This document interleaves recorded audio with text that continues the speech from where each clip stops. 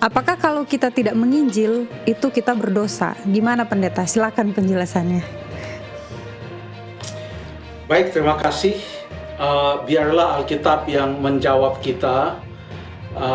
Jadi saya akan baca beberapa ayat Alkitab untuk memberikan sedikit gambaran tentang pertanyaan yang sangat baik ini. Apakah kalau kita tidak menginjil, atau kalau kita tidak melayani, atau kalau kita tidak melakukan sesuatu bagi sesama untuk Tuhan, apakah itu dosa?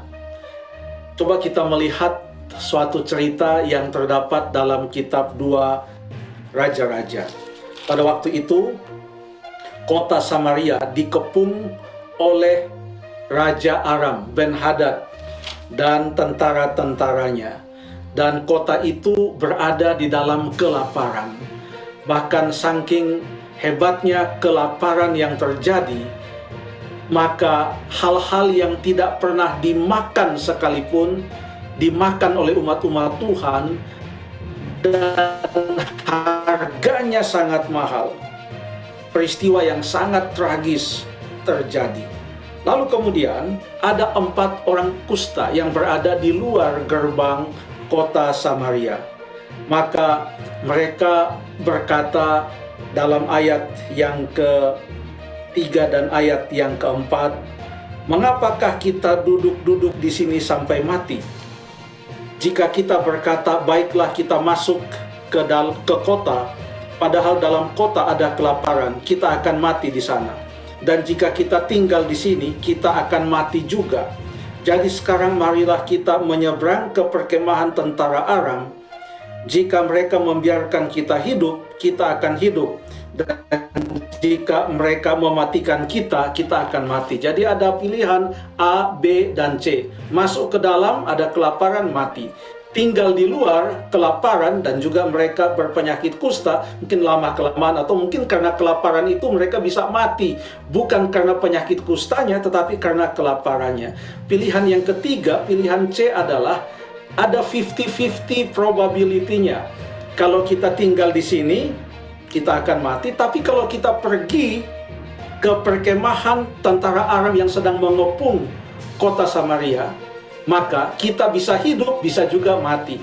Kalau mereka bunuh kita, ya kita mati. Tapi kalau mereka membiarkan kita, pasti kita akan dapat makan di sana. Mereka pergi, lalu kemudian ternyata mereka temukan bahwa perkemahan orang Aram itu sudah kosong. Tidak ada orang. Bahkan ada begitu banyak makanan di setiap kemah tentara-tentara Aram itu. Mereka makan sebanyak-banyaknya. Masuk ke kemah lain, mereka makan lagi. Mereka ambil barang-barang yang berharga di sana. Tapi kemudian mereka berkata satu sama lain. Saya akan baca mulai ayat yang ke-9 yang berkata, "Tidak patut yang kita lakukan ini. Hari ini ialah hari kabar baik, tetapi kita ini tinggal diam saja. Apabila kita menanti sampai terang pagi, maka hukuman akan menimpa kita. Jadi sekarang, marilah kita pergi menghadap untuk memberitahukan hal itu ke istana raja." Karena mereka sudah mendapatkan makanan, itu adalah kehidupan. Sementara di dalam kota ada kematian dan banyak yang terancam akan binasa, maka mereka mau membawa kabar baik tentang kehidupan itu kepada mereka yang ada di dalam kota Samaria. Mereka katakan, "Ini yang kita lakukan tidak baik. Hari ini adalah hari kabar baik. Mari kita kabarkan." Ini memberikan kepada kita suatu penuntun bahwa kalau kita telah menerima kabar baik dan kita yakin bahwa ini adalah kabar baik keselamatan, maka janganlah kita menikmatinya sendiri. Baiklah kita membagikan juga kepada orang lain untuk bisa mendengarkan juga kabar baik tentang keselamatan. Paulus berkata di dalam 1 Korintus pasal yang ke-9, kita buka Alkitab kita, 1 Korintus pasal yang ke-9,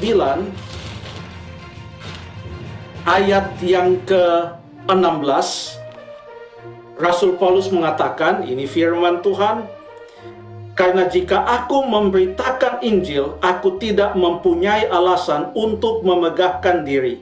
Sebab itu adalah keharusan bagiku. Celakalah aku jika aku tidak memberitakan Injil. Kita baca satu ayat lagi yang terdapat di dalam Yakobus pasal yang keempat ayat yang ke-17. Yakobus pasal yang keempat ayat yang ke-17. Jadi, jika seorang tahu bagaimana ia harus berbuat baik, tetapi ia tidak melakukannya, ia berdosa. Saya pikir demikian. Terima kasih.